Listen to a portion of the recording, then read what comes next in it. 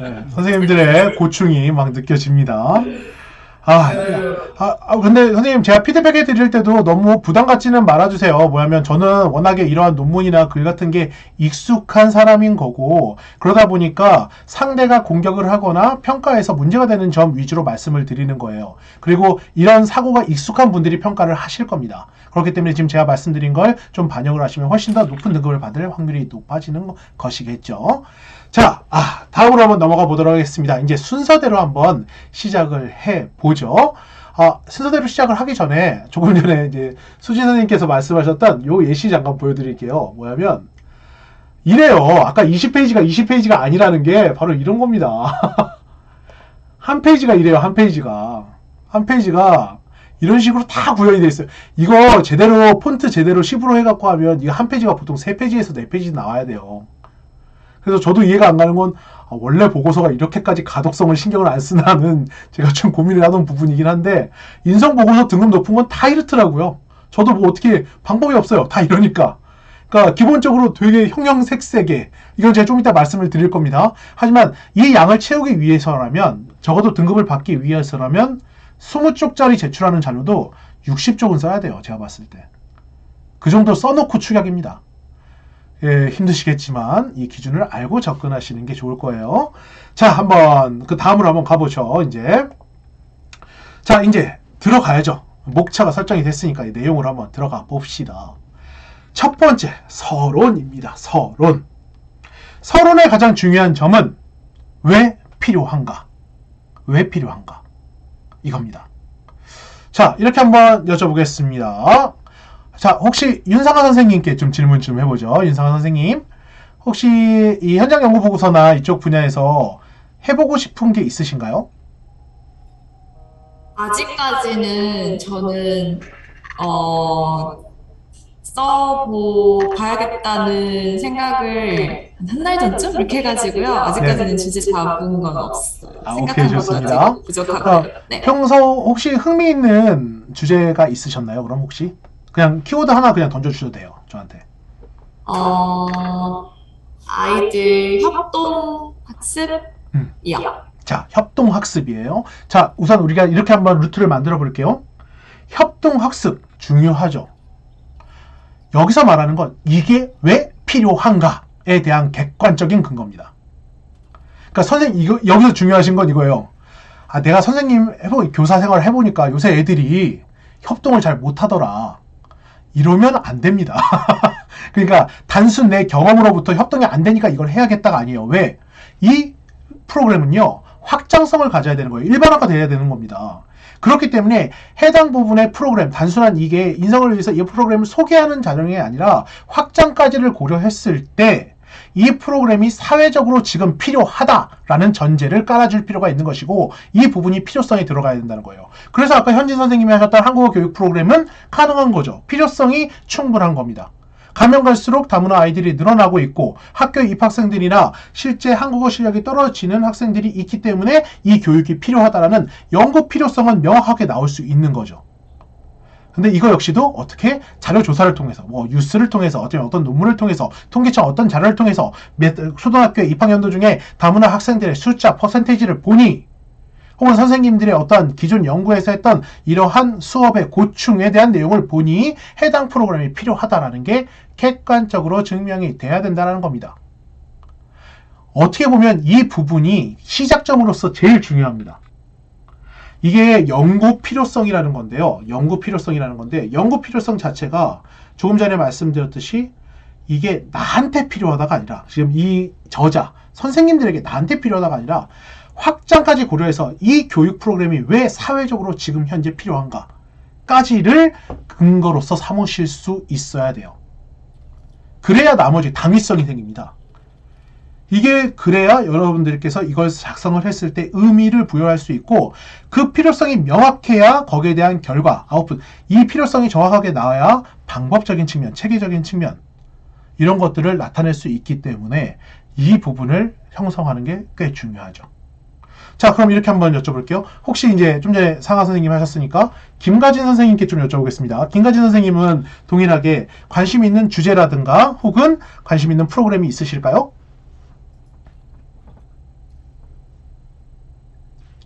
목소리가 안 들립니다, 선생님. 마이크가 안 되나 보네요. 저한테 다 안 들리시는 거죠? 저한테만 안 들리는 거 아니죠? 채팅으로 쳐주시면 제가 말씀드릴게요. 채팅으로 쳐드리면 제가 말씀해 드리겠습니다. 상담교사시군요. 네네.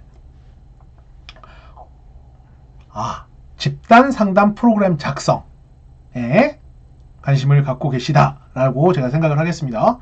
그런데 이런 건 있죠. 왜냐면 여기서 이제 중요한 건 뭐냐면 이게 왜 필요한가 라고 했을 때 그냥 집단 상담 프로그램으로 접근하면 안 되겠죠. 왜? 이미 있잖아요. 이미 지금 현재 굴러가고 있는 학교에서 시행되고 있는 집단 상담 프로그램이 있을 겁니다. 그럼 이 상황에서 이것과 다른 어떠한 초점이라든가 다문화 학부모, 이게 필요한 거죠. 다문화 학부모를 위한 집단 상담 프로그램이라는 명칭하에 이게 왜 지금 필요한가는 뭐가 있겠습니까? 차별조사를 통해서, 뉴스를 통해서, 기사를 통해서 현재 아이들은 정체성이 학교에 오면서 이게 형성이 되고 있는데 반면 부모와의 소통이 커짐으로써 아이들의 한국 적응이라든가 아니면 부모와의 거리감이 멀어지기 때문에 이런 것들이 필요하다라는 식의 객관적인 근거가 필요하겠죠. 마찬가지로 주의할 건 주관적인 관점, 배제하라는 건 아닙니다. 현장 연구 보고서니까 주관적인 관점이라는 걸 아예 다 빼버리세요. 이 얘기는 아니에요. 하지만 그게 힘을 실으려면 어떻게 주관적 관점이 힘을 실기 위해서는 객관적 관점과 동일하게 같은 루트에서 나왔을 때 힘을 실을 수 있습니다. 그렇기 때문에 거기에서 객관적인 걸 근거로 삼고 사례적인 측면을 같이 얘기해 보시는 건 나쁘지 않아요. 그건 내용 경험적인 차별성으로서 아예 마이너스가 되는 건 아닙니다. 그게 더 플러스가 될 때도 있어요. 반면에 객관적인 게 없이 그냥 주관적인 거라면 단 하나의 사회에 국한되기 때문에 거기에선 문제가 됩니다. 자, 일반적으로 서론에선 이런 것들을 다루게 됩니다. 연구 필요성. 자, 필요성이라는 게 조금 전에 이런 것들 때문에 연구가 필요하다. 두 번째는 목적. 자, 이런 거예요. 자, 여기서 이제 목적이 또 중요한데요. 조금 전에 이제 예시를 들어봤다면 약간 이런 겁니다. 현진 선생님께서 조금 전에 말씀하셨을 때 한국어 수준이 4까지 올라가는 게 목표인 거예요. 실제. 그러니까 이게 아까 말했던 심사 기준을 보시면 돼요. 명확한 결과잖아요. 그러니까 명확한 결과를 나타낼 수 있는 그 목적이 있어야 돼요. 이 프로그램의 목적이 있어야 돼요. 그런데 이 측면을 갖고 처음에 목적을 살 땐 두리뭉실하게 가도 돼요. 아까 말한 것처럼 뭔가 적응을 위해서, 제사회를 위해서, 사회화를 위해서 괜찮아요. 하지만 목적을 함에 있어서도 이게 문제화되려면 결국 그걸 구체화할 수 있는 방법이라든가 기준을 마련할 필요가 있다라는 겁니다. 또 다른 예시를 한번 볼까요? 자, 민호 선생님 혹시 주제 있을까요? 민호 선생님? 네, 안민호 선생님? 네. 혹시 본인이 관심 있는 주제 같은 게 있으실까요? 마이크. 네, 저는 이제 관심이 있는 게 사실 그게 제 고민이거든요. 딱히 뭔가 이거다 하는 게 없어가지고. 네. 그러다 보니까 보고서 같은 걸 써도 애두르게 좀 핵심을 못 짚고 이렇게 계속 겉도는 말만 하는 것 같아서 제가 이번 연수를 신청하게 된 것도 그거였거든요. 네네네. 말씀해 주신 것 중에 이제 어떤 식으로 방향성을 잡고 어디에서 그런 신뢰성과 전문성을 획득하는지를 좀 알고 있어서 계속 생각을 하고 있었습니다. 그렇다면 뭘 잡아야 될까? 그럼 제가 이렇게 한번 여쭤볼게요. 민호 선생님이 가장 전문적인 분야가 뭐라고 생각하세요? 본인이 스스로 생각하셨을 때? 저의 가장 큰 전문적인 분야가 사실 없다고 생각합니다. 왜요? 그냥 아무거나 하나 말씀해 주셔도 되는데. 제가 저를 돌아보면 네. 저의 가장 큰 장점은 어떤 분야에 던져놔도 기본은 한다는 거고요. 네네. 반대로 얘기하면 어떤 분야의 핵심을 딱 파고들었을 때 좀 이렇다 할 원펀치가 없는 게 가장 큰 약점이 아닌가 이런 생각을 좀 하고 있습니다. 갑자기 상담 시간이 된 것 같으니까. 근데 지금 좋은 말씀을 들으면서도 그렇다면 그 핵심이 뭘까를 계속 고민하고 있는데 경험에서 끌고 오는 수밖에 없어요. 그러면 뭐냐면 선생님께서 운영하셨던 수업이나 교과 수업도 괜찮고 아니면 반에서 했던 것도 괜찮은데 뭐냐면 기존에 했었던 경험에서 무언가를 시작점을 끌고 오는 수밖에 없습니다. 어차피 개인 역량은 본인이 계속해서 만드셔야 되는 측면인데 아까도 말했지만 선생님 이거 의미가 없어요. 왜냐하면 쓰기 위한 건 의미가 없어요. 그러니까 연습은 될 수 있겠죠. 과정에 대해서 연습은 될 수 있는데 제대로 쓰기 위해선 결국 방향성이나 목적을 명확하게 설정한 다음에 접근을 하실 필요가 있습니다. 자, 그럼 은영 선생님께 좀 여쭤볼게요. 최은영 선생님께 혹시 네, 은영 선생님 마이크 켜주시고요. 관심 있는 프로그램이라든가 흥미 있는 주제가 있으실까요? 저는 한참 됐는데요. 비폭력 대화 이런 거 좀 관심이 있어서 네. 학업도 조금 있고 그다음에 이제 아이들 저 1학년 하고 있는데 사실 좀 어렵긴 하지만 아이들한테 폭력 없는 대화를 어떻게 하면 좋은지 구체적으로 좀 아이들한테 제가 교실에도 지금 하고 있는 편이거든요. 네네. 명령의 말이라든지 평가의 말이라든지 이런 거 하지 않고 상황을 얘기할 때 자기가 원하는 거는 부탁의 말로 뭐 상황 느낌 뭐 이런 거 넣어가면서 얘기하는 거 애들한테 무슨 갈등 상황이나 이런 게 있을 때마다 그거를 이제 역할도 시키고 그런 꾸준히 그걸 사실은 교실에서 실천을 하고 있는 상황인데 요즘 그런 대화법 이런 거에 좀 관심이 좀 있어요. 자, 그럼 이렇게 한번 여쭤볼게요. 해당 프로그램 갖고 인성대회에 나가신다라고 했을 때, 그 보고서를 작성하신다고 했을 때 뭐가 문제일까요? 그래서 듣는 건데 뭐가 문제일까요? 제가 왜 이렇게 그럼 이거 익숙하신, 자, 조금 전에 이 프로그램 말했던 이 약간의 실마리를 갖고 한번 생각을 해보겠습니다. 수지 선생님, 좀 전에 이게 대회에 나갈 주제로 접근을 했을 때 뭐가 문제일까요? 다양한 프로그램을 적용하기가 너무 쪽수가 작게 나와요. 네, 그렇죠. 반론적으로는 그러니까 비폭력 대화라는 건 이제 지금 되게 많이 되어 있고 하는데 하나의 프로그램 중 세부 프로그램 중 하나의 영역으로는 가능한데 전체의 주제를 잡기에는 너무 쪽수가 적게 나오죠. 더 많은 것을 포함할 수 있는 주제로 가야 될 것 같아요. 자, 그리고 하나 더. 너무 많아요, 기존에. 그러니까 뭐냐면 선생님이 하셨던 그 프로그램이 나쁘다 좋다의 의미가 아니라 여기서 말하는 아까 독창성이 없다라는 거죠. 어떻게 보면 이건 어느 정도 검증돼 있는 방향이고 거기에 대한 프로그램들은 이미 너무 많이 나왔을 겁니다. 그렇기 때문에 차별화가 안 된다라는 거죠. 여기에 뭔가를 덧붙이거나 방향성을 다르게 하거나 방법을 도입하거나 지금 단순히 대상자만 바뀌어 있다, 대상자만 다르다라고 말하기에는 프로그램의 특별성이 없는 거예요. 그렇기 때문에 단순하게 대상자가 달라졌으니까 이 프로그램 돌렸을 때 의의를 둘 수는 있겠지만 단순 연구에서는 의의를 둘 수 있겠지만 현장 연구 보고 대회 같은 경우에는 프로그램 자체 차별성도 꽤 요청이 되기 때문에 여기에서 뭘 어떤 식으로 바꿀 수 있을지 한번 고민을 해보실 필요가 있는 거죠. 자, 그래서 이 서론 부분에서는 이 6가지가 필요해요. 첫 번째, 필요성. 두 번째, 그래서 이 프로그램을 통해서 어떠한 결과, 목적을 갖고 이 프로그램이 개발됐는가. 자, 문제는 뭐냐? 여기서 말하는 문제는 목적의 구체화라고 보시면 돼요. 조금 전에 말씀드렸듯이 연구 문제라는 것들 자체가 해당 프로그램을 돌려서 이 문제를 어떤 식으로 해결하겠다. 그게 가설 설정이든 어떠한 방향성이든 이 부분을 좀 더 객관적인 측면에서 나타내는 게 문제라고 나타나시면 좋겠습니다. 반면에 용어와 정의는 선생님들이 보통 접근하는 방식이 일상 용어일 확률이 높기 때문에 해당 부분에서 선생님들이 정하셔야 돼요. 그러니까 이게 어떤 의미냐면 이런 겁니다. 인성대회라고 하면요.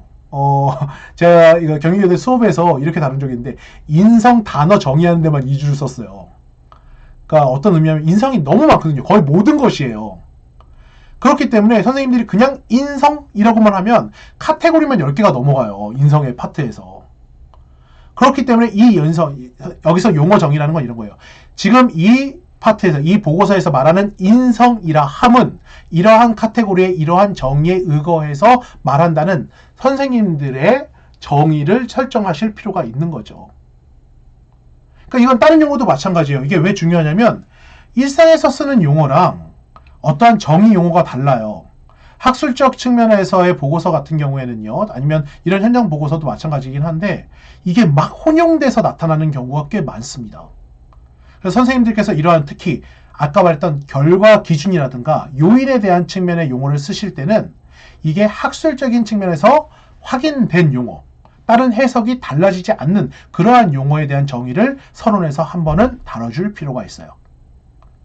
자, 그리고 마지막은 이제 기대효과 의의 같은 경우, 그래서 이 프로그램을 돌림으로써, 운행함으로써 어떠한 기대효과가 있다. 이렇게 될 것이다. 이걸 뭐 살펴보고자 한다. 이런 식으로 서론을 마무리해 주시면 됩니다. 보통 이 서론 페이지 자체가 이러한 6가지의 내용들을 거의 다 포함하고 있게 되는 것이죠. 이게 그럼 뭐겠습니까? 아까 서론에서 목차할 때 이 6가지를 그냥 순서대로 적은다고 생각해 주시면 돼요, 선생님. 그러니까 제가 지금 구조화를 한다는 게 이 자료만 갖고 계시면 지금은 각각 제가 이렇게 나눠놨잖아요. 아까 목차에서 어떻게 세분화하라고 말씀드렸고, 서론에서 지금 이 6가지라면 그냥 하나하나 적어 놓으신 다음에 여기 부분을 파트별로 단락별로 쓰시고 합하면 되는 겁니다. 그래서 이제 따라하면 어느 정도 완성을 할 수 있다는 게 이 구조화만 좀 더 익숙해지시더라도 훨씬 더 쉽게 따라오실 수 있어서 그래요. 자, 그럼 서론을 이렇게 쓰는 거면 두 번째, 이론적 배경 같은 경우에는 아까도 말했지만 축약 형태가 있고 풀사이즈 형태가 있습니다. 그러니까 축약 형태는 이걸 그렇게 많이 다루진 않아요. 왜냐면 이걸 다루는데 그러니까 양을 그렇게 쓸 수가 없거든요, 현실에서는. 반면에 학술적 논문이라고 치면요, 뭐 여기서 석사나 박사학위 논문 쓰신 분들은 아시겠지만 만약에 한 200쪽이면 이론적 배경이 100쪽이에요, 보통. 그러니까 보통 그렇습니다. 그러니까 선행 연구에 대한 걸 얼만큼 체계적으로 분석하는가가 나의 독창성을 증명하고 이 연구 보고서의 차별성을 나타내는 거기 때문에 그런 측면에서 이러한 이론적 배경을 구체적으로 다루죠. 조금 전에도 말씀드렸지만 축약 형태가 아니라 이건 풀사이즈 형태입니다. 풀사이즈 형태 같은 경우에는 요 4가지 기준으로만 구분하시면 제일 좋아요. 첫 번째는 이론적 배경을 할 때 서사적인 측면입니다. 시기별로 옛날에서부터 쭉 어떤 식으로 이 이론이 발전돼 왔는가 라는 거예요. 근데 여기서 말하는 이 이론이라는 건 쉽게 말하면 약간 이런 거예요. 선생님들이 연구를 하실 때 아까 뭐 현진 선생님께서 한국어 교육이라고 하면 한국어 교육을 키워드로 잡고 이게 이 4가지 기준으로 나눠서 이론적 배경을 조사해 볼 수 있는 겁니다. 첫 번째, 언제부터 한국어 교육이 시작됐고 어떤 식으로 국가에서 시행되는 한국어 교육이 변해왔는가에 대한 걸 하나의 접근으로 볼 수 있어요. 두 번째는 학자입니다. 학자별, 이 학자는 이렇게 주장했고 저 학자는 저렇게 주장했고 이런 식으로 해서 실제 한국어 교육의 올바른 방향이라든가 뭐 한국어가 아니더라도 외국어 교육 같은 경우에는 예전에 뭐 문법 위주로 했다면 지금은 뭐 오픽처럼 회화 위주로 바뀌어가는 거라든가 이게 병합 형태라든가 이게 해당 부분에 있어서 추구하는 바가 다를 겁니다. 그래서 여기에 대한 학자별 구분이 하나의 방식이 될 수도 있고요. 세 번째는 이슈라는 것 자체는 내가 연구하고자 하는 그 포인트나 그 키워드에 관련돼 있는 측면으로만 접근할 수도 있어요. 그러니까 예를 들어서 보면 조금 전에 현진 선생님 같은 경우에 다문화 학생의 한국어 교육이잖아요. 그냥 일반 외국어가 아니라 외국인이 아니라 다문화 학생이라면 그 학생을 키워드로 잡아서 여기에 대한 이슈별로 구분해서 접근을 할 수 있죠. 자, 마지막 같은 경우에는 보통 어떤 이론이 있을 때 국내와 해외를 구분해서 접근할 수도 있습니다. 자, 그럼 이걸 조금 전에 김가진 선생님이 했던 주제로 바꾼다라고 치면 이렇게 갈 수 있는 거죠. 집단 상담 프로그램의 기본적인 측면의 정의와 용어에 대한 특성을 먼저 하고 해당 부분이 언제부터 어떤 식으로 바뀌어 왔는지를 적고 각각 학계나 계파에 따라서 집단 상담 프로그램의 주요 특성이라든가 방향을 어떤 식으로 잡는지를 논의해서 적고 해당 부분의 지금 시기, 지금 현재 2021년도에 어떤 이슈를 갖고 있는지 혹은 시대적인 이슈를 기반으로 해당 부분을 구분해서 적을 수도 있고 반면에 집단 상담 프로그램이 해외에선 이런 식으로 발전해야 하는데 국내에선 이런 식으로 발전되고 있다라는 방식으로 갈 수도 있겠죠. 이 모든 걸 다 알아는 건 아니지만 이 측면들이 보통 이론적 배경을 정리하는 큰 축이 됩니다. 자, 이건 뭐 제가 구체적으로 설명할 필요는 없어요. 왜냐하면 웬만한 논문 보시면 거의 다 기준이 나와 있기 때문에 대부분 이 4가지 기준으로만 접근을 하셔도 충분하게 정리가 가능합니다. 자, 그럼 다음으로 한번 넘어가 볼까요? 자, 다음 같은 경우에 이제 여기서부터가 이제 현장 연구 보고서에서 특성적으로 나타나는 부분이에요. 이게 뭐냐면 첫 번째, 조금 전에 선생님들께서 서론에서 뭘 했습니까? 서론에서 문제점, 필요성, 이 프로그램의 필요성에 대해서 우리가 한번 살펴봤잖아요. 그걸 나의 경험, 지금 내가 갖고 있는 이 집단으로 끌고 오는 거예요. 첫 번째 서론은 객관화된 측면의 근거를 기반으로 했다면 지금 상황은 뭐겠습니까? 실태 분석은 내가 지금 겪고 있는 이 현장을 분석하겠다라는 겁니다. 그러니까 그 객관화가 주관적 경험으로서 수렴되는 방식인 거죠. 이게 보통 실태 분석에서 나타나는 부분이에요. 자, 현재의 상황, 선생님이 속한 그 반의 상황 혹은 학생의 상황 이런 것들에 대한 분석인데요. 보통 분석 같은 경우에는 케이스에 따라 좀 달라지긴 하나 그 과정이나 내용에 따라서 이렇게 접근하는 경우가 많습니다. 첫 번째는 학생 분석, 부모 분석, 그 다음에 실태 이제 방향, 뭐 프로그램의 방향성 설정이라든가 아니면 환경, 지금 이 친구들이 속해져 있는 환경 분석에 대한 측면, 그 다음에 시사점, 과제 설정 이런 것들이 보통 실태 분석의 이 틀 안에 들어가요. 케이스에 따라서는 이 중에 몇 개를 골라서 하는 경우가 꽤 많습니다.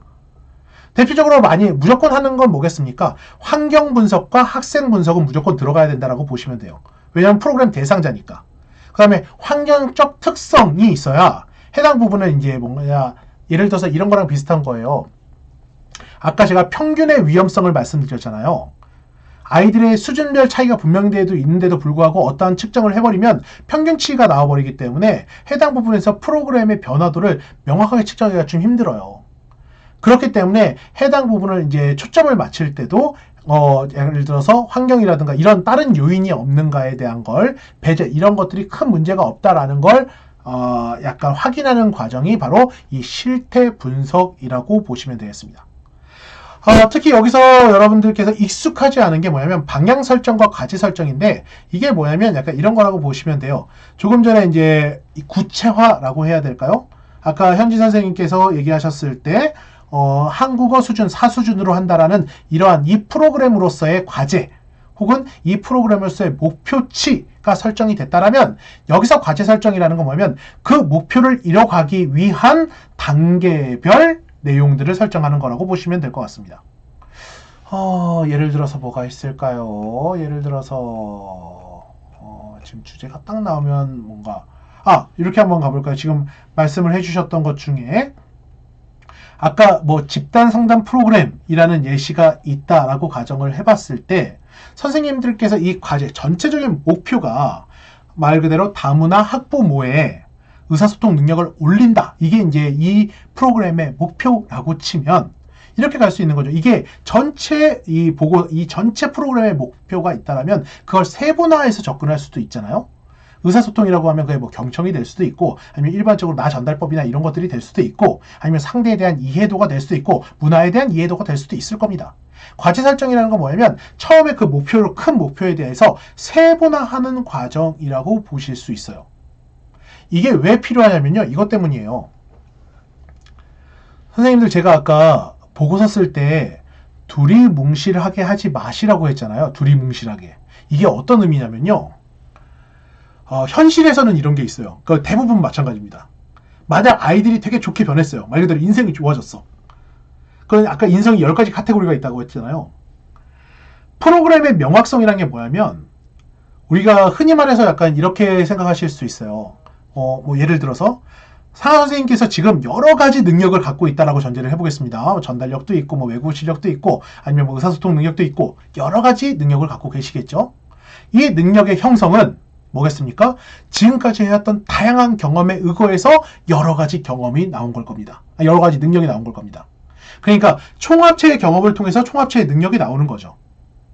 그런데 현장 연구 보고서를 할 때는요. 그렇게 두리뭉실한 걸 별로 좋아하지 않아요. 그러니까 1대1을 좋아해요. 1대1. 쉽게 말하면. 그러니까 카테고리도 마찬가지예요. 지금 이게 인성 보고서이기 때문에 총합적인 측면에서 인성이 향상됐다. 다양한 측면으로서 그렇게 가는 건 좋아요. 하지만 반면에 프로그램이 뭐 한 4가지 단계로 나눠져 있다라고 치면 각각의 포인트가 있어서 이건 이거, 이건 저거 이런 식으로 연결되어 있는 구조화를 하는 게 좋습니다. 왜냐하면 그걸 해야 어떻게 아까 과제 세분화를 했을 때 이 프로그램을 통해서 이 측정이 높아진다라는 게 좀 더 명확하게 드러나거든요. 어떤 의미신지 알겠죠? 뭐냐면 그러니까 이런 거예요. 수진 선생님 같은 경우에는 그때 하셨을 때 저희가 전체 프로젝트의 큰 수행 과제, 그러니까 큰 제목을 하고 거기에 대한 세분화된 목표 설정하신 거 기억하시나요, 혹시? 이런 거랑 비슷한 겁니다. 최종적인 측면에서 나이가 어떠한 이 프로그램에 대한 목적이 됐다면 이 목표를 달성하기 위한 세분화된 목표가 설정되면 좋고, 그 세분화된 목표의 개수별로 프로그램 자체가 그 목표 달성을 위해, 세분화된 목표 달성을 위해 적합한 프로그램으로 구조화가 되어 있어야 된다는 거예요. 그러니까 무작정 그냥 이 프로그램을 통해서 인성이 늘어났다, 이렇게 접근하면 안 된다는 거죠. 그러니까 역으로 접근을 하셔야 돼요. 선생님들이 프로그램을 개발하신다라는 전제하에 제 최종적인 목표가 있으면 이 목표를 위해서 내가 이걸 몇 가지로 세분화된 세부 목표를 잡아놓고 이 세분화된 목표를 측정할 수 있는 프로그램으로 좀 선생님들께서 이 프로그램 자체를 설계하실 필요가 있는 거죠. 그래야 논리적인 측면이나 체계적인 측면에서 만들어질 수 있다는 겁니다. 어렵죠? 어렵습니다. 네, 쉽지는 않아요, 선생님들. 이거 수진 선생님, 우리 이거 한 학기 동안 했는데 이걸 한 학기 동안 했는데 지금 2시간 만에 하려니까 당연히 어려울 수밖에 없습니다. 어려울 밖에 없습니다. 하지만 계속 얘기해 드리지만 녹화된 파일도 있고, 두 번째로 제가 따로 질문을 하시면 제가 따로 피드백도 드릴 거예요. 그러니까 그런 측면에서 너무 우선은 시작점이 좀 필요하잖아요. 그런 측면에서 이런 것들이 필요하다, 이 전체적인 구조를 이해한다라는 측면으로만 생각을 해주시면 좋을 것 같습니다. 자, 그럼 다음으로 한번 넘어가 보죠. 자, 다음 같은 경우는 이제 연구 설계입니다. 자, 연구 설계 같은 경우에는 약간 이런 건 있어요. 뭐냐면 그냥 쉽게 얘기하면 여기서 말하는 연구 설계는 프로그램 설명에 좀 가깝더라고요. 대부분. 현장 연구 보고서에서 특히 추가형 연구 설계는 대부분 프로그램 설명, 이 프로그램이 어떤 식으로 구성이 되어 있는가. 보통 보면 이제 이건 목차에서도 금방 나타날 수 있는데 이런 거랑 비슷하다고 보시면 돼요. 자, 여기 볼까요? 살짝. 여기 보시면 덕분에 챌린지라는 게 챌린지 1, 2, 3, 4 이렇게 나눠져 있잖아요. 이렇게 나눠져 있다는 건 이게 구조화가 되어 있다는 거예요. 자, 첫 번째, 내 덕분에 자랑스러워, 친구 덕분에 사랑해요, 우리 덕분에 아름다워요, 덕분에 행복해요 라는 게 보시면 이제 우선 명칭이야 우리가 약간 완화돼서 표현을 했지만 방향성이 어느 정도 보인다는 거죠. 예를 들어 자랑스럽다 라는 측면에 이제 타인에 대한 이해라든가, 사랑해야 되면 표현적인 측면이라든가, 행복해야 되면 자아 존중감이라든가, 이런 부분에 각각의 구조화에서 목표로 하는 측면이 있다라는 거예요. 이걸 구체적으로 설명하는 것이 일반적으로 좀 전에 말씀드렸던 이러한 연구 설계에서 프로그램 설명에 들어가야 될 부분입니다. 이 프로그램 설명은 내용적인 측면만 포함되는 건 아니에요. 좀 더 객관적인 측면으로 대상, 어떤 대상을 기준으로 하는가, 이 프로그램은 언제부터 언제까지 몇 회차를 기반으로 총 몇 시간을 기준으로 프로그램이 진행이 되는가, 절차, 과정에서 대상의 선발 기준이라든가, 아니면 그 과정상의 이점이라든가, 아니면 그 과정상의 특성이라든가, 이런 것들에 대한 측면. 제일 익숙치 않은 게 바로 도구. 측정 어떻게 하겠는가, 이겁니다. 연구 설계에서 선생님들께서 가장 익숙치 않은 게 바로 이걸 겁니다. 어떻게 측정하겠는가. 이건 정말 쉽지 않습니다. 대부분 인성대회 같은 경우에 아까 말했던 KDI 그 기준을 갖고 접근을 하는 경우가 꽤 많은데요. 그것만 갖고 하기에는 아쉬움이 꽤 있을 수 있기 때문에, 그것 때문에 아까 수진 선생님께서도 여러 가지 측면으로 좀 측정 도구를 마련하신 겁니다. 특히 해당 부분의 현장 연구 보고서는 현장이기 때문에 단순하게 양적인 측면만 갖고 접근하는 걸 선호하지는 않습니다. 그러니까 이게 어떤 의미냐면 양적이라는 게 수치화가 됐다라는 거예요. 쉽게 얘기하면 수치화, 수로 나타날 수 있다는 거예요. 평균 어디에서 어떻게 됐다, 1수준에서 4수준으로 됐다, 자아 존중감이 평균 1점 올랐다, 약간 뭐 이런 것들이에요. 근데 이건 아까 말씀드렸듯이 평균의 함정에 포함될 수 있어요. 그렇기 때문에 대부분 우수한 등급을 받은 형태의 현장 보고서는 질적인 요소를 어떻게든 포함을 시킵니다. 이 질적인 요소라는 것이 대표적으로 이제 관찰 일지라든가, 학생들에 대한 인터뷰라든가, 아니면 학생들이 직접 이 과정을 겪고 나서 쓴 에세이라든가, 이런 것들이 질적 자료로서 사용이 되죠. 물론 여기서 중요한 건 해당 부분의 질적 자료는 선생님들이 분석한 자료입니다. 뭘? 학생들의 수업 프로그램 결과물을 갖고요. 그래서 많은 인성 보고서에서는 이 프로그램 결과물에 대한 자료도 같이 업로드가 되고 있습니다. 그 아이들이 했던 수업 자료라든가 그렸던 내용이라든가 상담 일지라든가 이런 것들이 같이 업로드가 되면서 이 결과를 바탕으로 선생님이 질적으로 분석을 하시게 되는 것이죠. 자, 여기까지가 바로 연구 설계입니다. 연구 설계에 대해서는 선생님들 아직 기억을 해주세요. 지금 제가 계속 구조화만 되면 어떻게든 뭔가를 해볼 수 있어요. 그러니까 연구 설계 파트, 우리 아까 6개를 나눴잖아요. 연구 설계 파트에서는 요거 5개 적는다라고 생각을 해주시면 되는 겁니다. 각각 케이스별로 구체화하는 건 선생님들의 자유시겠지만 적어도 이 5개가 제대로 들어가야 어떻게 연구 설계 부분이 명확하게 드러난다라는 거예요. 대상자, 그 프로그램의 기간, 과정상의 절차, 그 다음에 도구 어떻게 측정하겠는가, 그리고 프로그램의 내용적인 측면의 설명. 여기까지가 바로 연구 설계입니다.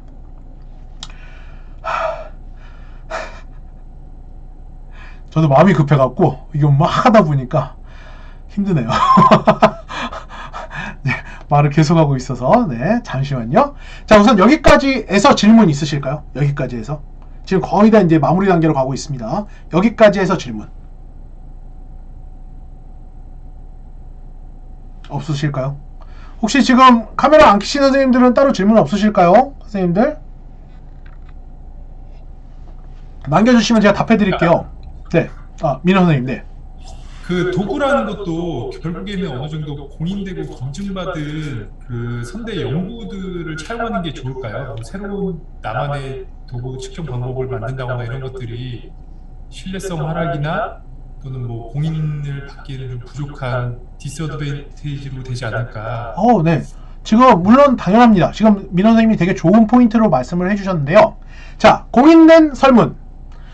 기본적으로 박사학위를 기준으로 접근하시는 게 좋습니다. 이거 제가 하나 알려드릴게요. 여기 보시면 선생님들 아까 자료 같은 거 하실 때요. 제가 요거 하나 좀 보여드리겠습니다. 어디 갔지? 잠시만요, 선생님. 스칼라골.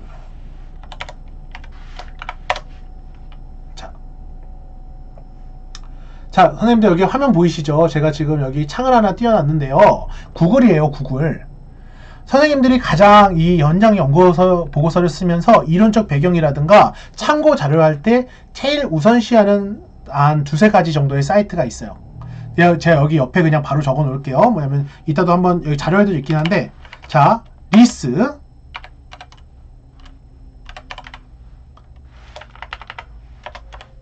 DBPR, 자, 스칼라 구글. 이 3개 정도만 알고 계셔도 충분합니다. 이 3가지가 아마 아시는 분들은 아시겠지만 논문 검색 사이트예요. 논문 검색 사이트입니다. 그래서 해당 부분 같은 경우엔 리스 같은 경우에는 중요한 게 이제 학위 논문들을 많이 보실 수 있어요. 학위 논문들을 보실 수가 있고, DBPR나 스칼라 구글 같은 경우에는 약간 학술지 논문들을 좀 확인할 수 있습니다. 학술지 논문들을 확인할 수 있는데요. 학교에 없죠, 선생님 아이디 같은 거. 이게 혹시나 지금 교육대학원에 석사학위 갖고 계신 분들은, 석사 다니시고 계신 분들은 보통 석사나 박사 같은 경우에는 그거 검색할 수 있거든요. 등록금에 그게 거의 포함되어 있어요. 그렇기 때문에 그냥 바로 무료로 거의 검색해서 보실 수 있습니다. 해당 부분 같은 경우엔.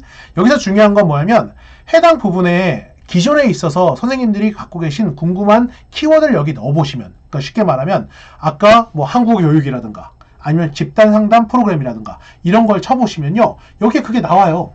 자, 이 구글 학술 검색 한번 가볼게요. 아까 상하 선생님 협동 학습이라고 했잖아요. 자, 여기 보시면 협동 학습에 대한 학술지 논문들이 쫙 나옵니다. 쫙 나옵니다. 지금 검색된 게 57,700개가 네, 협동학습에 대한 57,700개가 나와 있습니다. 여기서 보시면 제가 우선 하나 조금 추천을 해드릴게. 여기 보세요. 학생의 내 외향성에 따른 협동학습의 효과라는 논문이 있어요. 그럼 이게 뭐겠습니까? 여기는 협동학습에 대한 효과를 측정하기 위한 방법이 포함되어 있다는 거예요. 그렇지 않겠습니까? 그러니까 이걸 역으로 우리가 추적을 해가는 겁니다. 왜냐면 내가 설문을 만드는 것도 하나의 방법이 되긴 하는데요. 지금 이거 쓰기도 바빠 죽겠는데 그 설문까지 못 만들거든요. 현실적으로 봤을 때. 그러니까 이런 것들을 차용하시는 게 되게 좋아요. 기존에 있어서 학술지나 학위 논문. 그런데 석사 논문은 개인적으로 추천하진 않아요. 왜냐하면 신뢰도나 타당도에 대한 그 설계 절차 자체가 어설플 확률이 꽤 높습니다. 그렇기 때문에 제가 보통 많이 추천하는 건 그래도 어느 정도 알려진 대학의 4년제 대학 이상의 박사학위 논문 같은 경우에는 이러한 측정 도구에 대한 검증 절차가 꽤나 까다로워요. 그렇기 때문에 그런 것들을 좀 이용해 보시면 좋습니다. 이건 리스에서 확인할 수 있는데요. 리스 같은 경우에는 그냥 검색해 보시면 원문을 통째로 다 볼 수 있습니다. 그리고 원문을 볼 때 맨 마지막 장에 부록을 보시면요. 실제 설문 문항도 그대로 나와요. 그렇기 때문에 그렇게 이용하시는 게 측정의 도구에 대해서는 이런 식으로 이용해 보시는 게 좋고요. 지금 조금 전에 제가 스칼라 구글 이거 검색했잖아요. 여기서 하나 더 제가 추천을 드리자면 요거 보시면 여기 부분에 여기 점점이라고 되어 있고 여기 인용이라고 적혀 있는 게 있어요. 인용 보시시나요? 제가 좀 더 크게 해드릴까요? 잠시만요. 플러스 어디 갔지?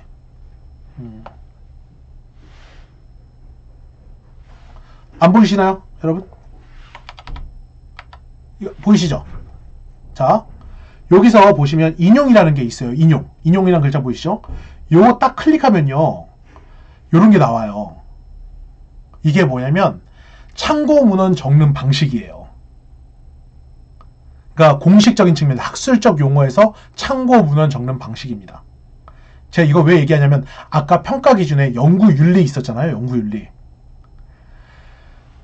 이거 갖고 연구윤리 파악해요. 실제로. 그러니까 왜냐면 대부분 이 기준이 되게 모호해요. 모호하다는 게 뭐냐면 잘 몰라요. 학위 받은 사람들도 APA 방식으로 형태로 참고 문헌 정리하는 방식을 거의 몰라요. 그래서 이 측면만 제대로 하더라도 이 친구가 학술적인 측면의 베이스가 어느 정도 됐다라고 파악을 합니다. 이거 논문 심사할 때 맨날 지적질 당하는 것들이에요. 학생들이.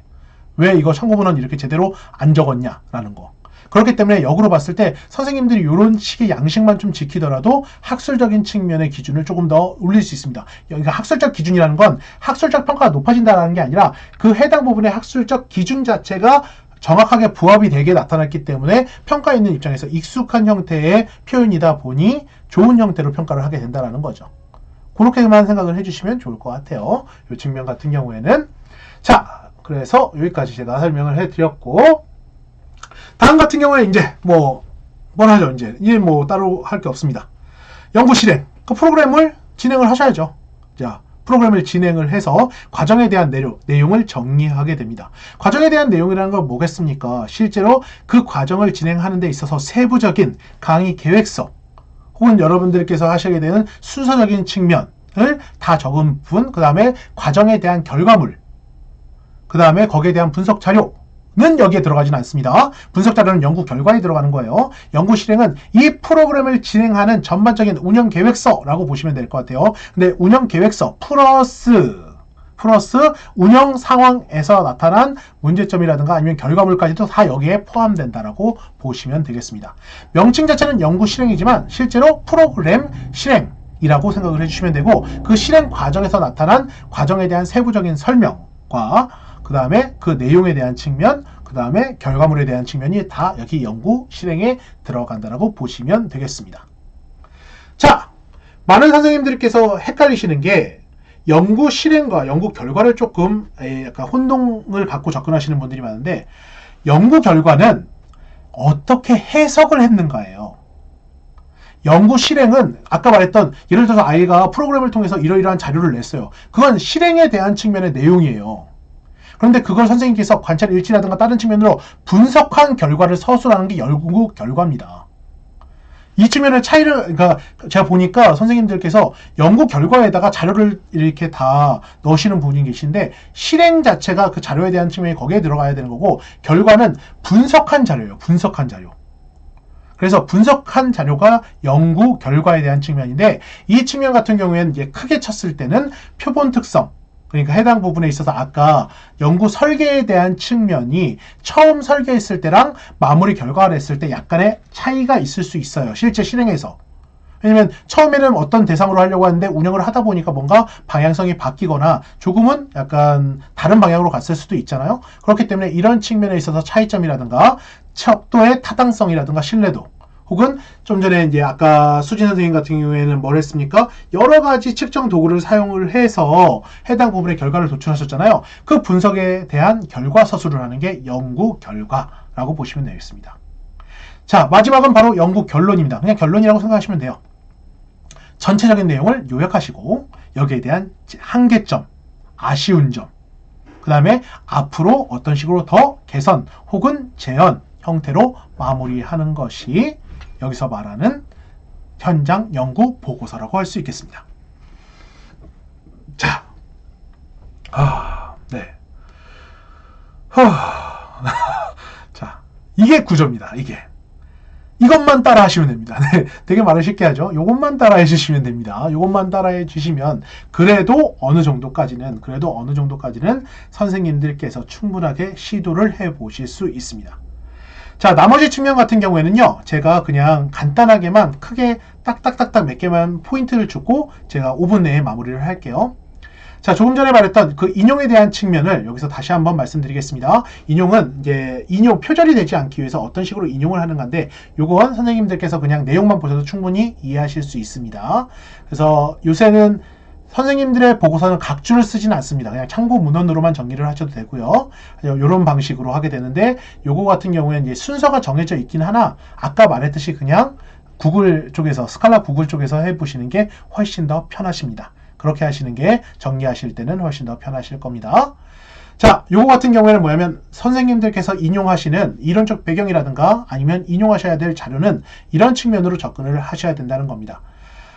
개인적 경험도 중요하지만 보통 이런 기준, 특히 제일 좀 주의하셔야 될 게, 이건 뭐 학생들한테도 마찬가지지만 인터넷 자료를 함부로 쓰지 마시기 바랍니다. 블로그 자료라든가 인터넷 자료는 신뢰도가 전혀 없습니다. 그런 자료를 함부로 쓰시는 건 정말 마이너스가 많이 되기 때문에 이러한 기준으로 접근을 해주시는 게 좋은데요.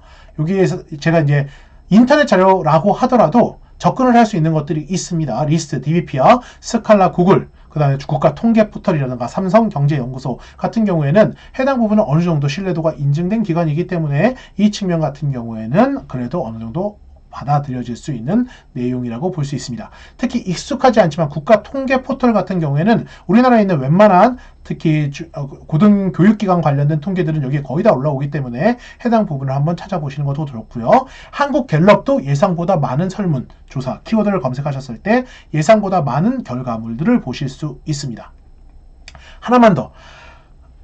자료 사용하실 때요, 선생님들께서 제일 이제 하는 게 뭐냐면 시의성. 그러니까 시의성이라는 게 너무 옛날 거 쓰지 마세요. 그러니까 아시다시피 현장이 너무 빨리 변하고 있잖아요. 그렇기 때문에 지금 2021학년도인데 2000년도 자료를 쓰시게 되면 그런 설문이나 자료나 이런 것들을 아까 말했듯이 이론적 배경에서 과거의 서사적인 측면을 찾기 위해서 하는 건 뭐 상관이 없겠지만, 어떠한 분석이나 해석을 할 때 너무 과거의 자료를 사용하시는 건 실제 퀄리티, 그러니까 이 보고서 자체의 퀄리티를 약간 낮추는 이유가 됩니다. 그렇기 때문에 이런 것들을 좀 주의해 주시면 좋을 것 같고요. 이 측면 같은 경우에 이제 마지막으로 이제 진단할 수 있는 부분입니다. 글을 다 쓰신 다음에 선생님들께서 이제 관점에 대한 것, 이 해당 부분의 구성에 대한 이 문단이나 이 내용을 봤을 때 해당 부분의 질문을 통해서 다시 한번 스스로를 진단해 보시면 좋습니다. 그래서 제가 여기 보시면 구성 진단, 내용 진단, 디자인 진단. 이거 디자인 진단은 이게 어쩔 수 없는 게 너무 화려해요. 너무 화려해요. 실제 자료를 보면요, 깜짝 놀랄 정도로 화려합니다. 자, 한번 볼까요? 이거 보세요. 이거 한글로 하신 건지 PPT로 하신 건지도 솔직히 잘 모르겠어요. 내용을 보다 보면 지금 이 하나하나 여기 보시면 여기 나와 있는 표시 하나하나, 색깔 하나하나, 여기 표 같은 거 하나하나, 얼마나 애를 쓰신 건지 이러한 노력의 결과가 좀 드러나 있더라고요. 색깔 같은 경우에도 그렇고 여기 사진이라든가 자료 같은 경우에도 이렇게 하나하나 다 구체화를 해야 될 필요가 있죠. 그러니까 결국 등급을 높은 등급을 받은 내용들이 이렇게 나타나 있다라는 건 최소한도로 이런 것들이 중요하게 판단이 그러니까 평가 기준으로 사용되고 있다라는 거니까 실제 디자인적인 측면도 고려를 하실 필요가 있습니다. 다른 것도 한번 볼까요? 여기 보시면 이거 좀 긴 거니까 좀 더 짧은 걸로 이거 보세요. 편집 틀 자체가 꽤나 퀄리티가 높습니다. 해당 부분은 요건 수진 선생님 이거 작성하실 때 한글로 하셨어요? 한글로 하셨군요. 네, 한글로 해야 됩니다. 무조건 한글 파일을 제출해야 되는 거죠? 한글 파일을 한글 PDF로 바꿔서 제출해요. 그럼 제가 팁 하나만 드릴게요. 혹시 선생님들 약간 이 컴퓨터 익숙하신 선생님들은 그거 알고 계시지 않나요? 잠시만요. 요거 미리 캔버스 알고 계시지 않나요? 미리 캔버스? 그러니까 다는 아니고 해당 부분에 아까 표가 좀 잘 나와 있는 거 있죠? 요런 것들은 미리 캔버스로 작성하시는 게 더 편하실 수도 있어요. 그냥 통째로 하나 그림으로 만든다라고 생각을 하고. 그러니까 뭐냐면 한글 자체에서 이거 틀 만들기 되게 좀 쉽지가 않을 거예요. 웬만해 그렇기 때문에 일부 사진이라든가 일부 자료는 미리 캔버스에서 A4 용지 형태로 만들어서 어차피 이제 아마 PDF로 제출하거나 아니면 한글 파일로 제출할 때도 그 장만 포함시켜서 할 수 있을 거예요. 그래서 그런 것들은 이제 편집 같은 걸 할 때 좀 더 참고하시면 좋을 것 같습니다. 자, 그리고 마무리는 이제 뭐 어차피 이건 요거 같은 경우는 이게 딱 마무리예요. 선생님들 이제 다 끝났습니다. 선생님들의 내용을 스스로가 이제 고쳐가는 과정 같은 경우에는 자 바로 계속 읽지 마시고 시점을 좀 텀을 둬 가면서 읽어야 됩니다.